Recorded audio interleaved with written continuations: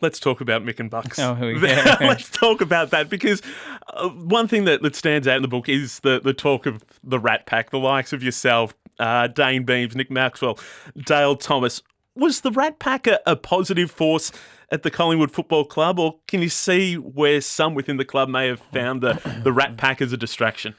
Yeah, well, I can obviously understand where some would find the Rat Pack as a distraction, but on game day, I think when it was close and you needed people to stand up, it was the Rat Pack who stood up and got the side over the line. So, yeah, and mate, the media coined the term the Rat Pack, so we took it as a term of endearment. We liked it, and just because we were a group, I guess, who had off-field incidents, it didn't mean that we didn't work. Benny Johnson was probably the hardest. You ask anyone in our time of footy, Jono was probably the hardest trainer at the club.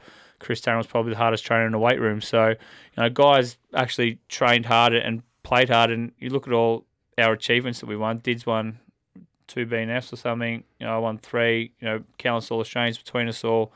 So, Dave Beams won a BNF, Tom All-Australian. So we've, not like we were on the list cloggers at the bottom of the list, hurting the footy club. We were the guys who were taking the footy club to a premiership. So, but in saying that, we had obviously some off-field incidents. But I think, the footy club might have not agreed with some of the things we did, but I think the fans loved it. I think our supporters loved it, and I think even to this day, supporters come up and say, they wish the Rat Pack were together. So, some of you have been called the bad boys of the Collingwood Football Club. How does that sit with you? Is it water off a duck's back, or sounds quite cheesy, mate, to be called a bad boy? I'm not in a Hollywood movie, but yeah, it's a very cheesy line. Well, I guess if I'm a bad boy because of what things I've done, geez, well, mate, the AFL's pretty pure.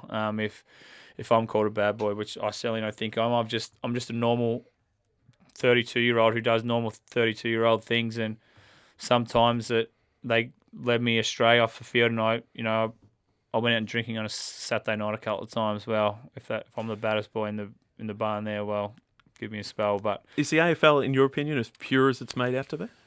I have no idea. I only know only know me, and I think I'm pretty pure, mate. Yeah, so I have no idea. I certainly hope so. I think it's a lot purer than any other profession in Australia, I would have thought.